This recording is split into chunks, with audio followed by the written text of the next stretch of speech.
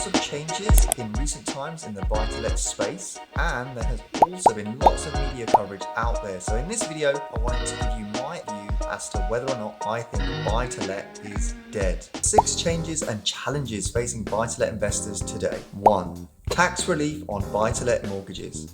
George Osborne announced major changes to tax relief on buy-to-let mortgage interest. The changes to tax relief were an effort to create a more level playing field between landlords and homeowners by restricting tax relief for finance costs to the basic rate of income tax. The solution: to mitigate the above issue, more and more investors are buying properties in limited companies. Stamp duty changes. A 3% increase in stamp duty on additional properties with a new lower starting threshold of £40,000.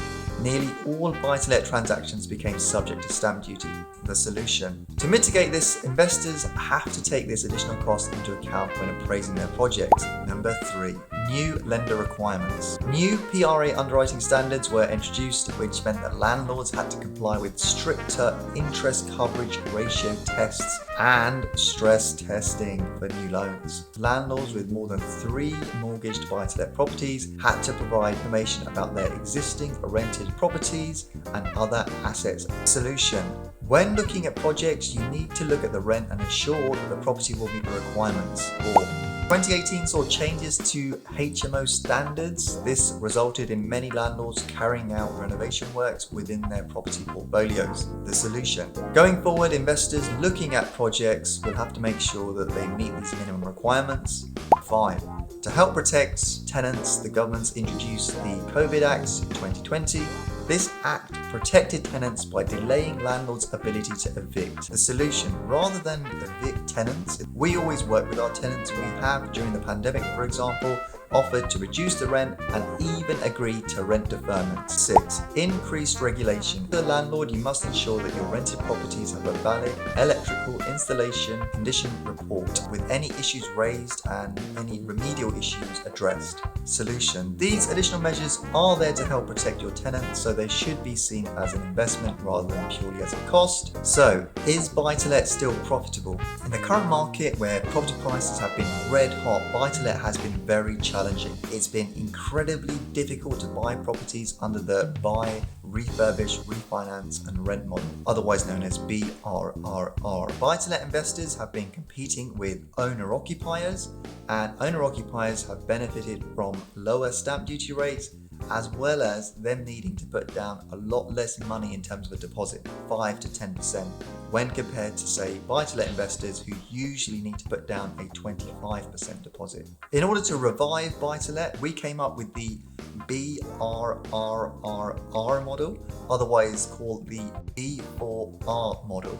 Buy, reconfigure, refurbish, rent and refinance. In the current market where competition for properties is so hot, it's really important that you can add as much value as possible and not only buy a property that you can let out just because you're saving some money on stamp duty. Projects we completed in central London using this model have allowed us to buy an average 2.78. The average uplift created has been £105,000 over a 6-month period.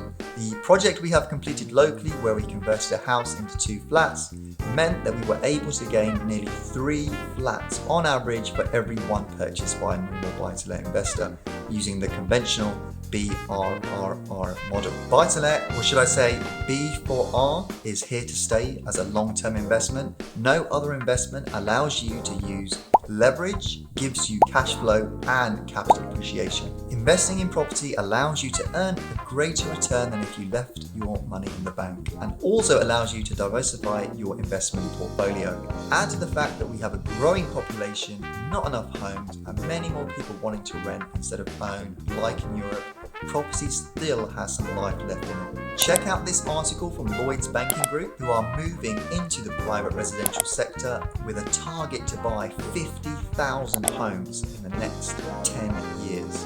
The The article says that an estimated 1 in 5 households in the UK rent privately, and Lloyds predicts that demand will increase over the next 5 years. Even John Lewis is looking to get into the private rented sector. They are looking to build at least 10,000 rental homes over the next decade. If you like this video, please smash that like button and hit subscribe so that you get notified when I release another video. Make sure you are subscribed, as I will pick a subscriber at random and have a 10-minute call with you to see how I can help you on your property investing journey. Please check out my personal website, ravinderorjala.com, where I have lots of free videos on property investing and service accommodation. Thanks for watching and see you on the next video.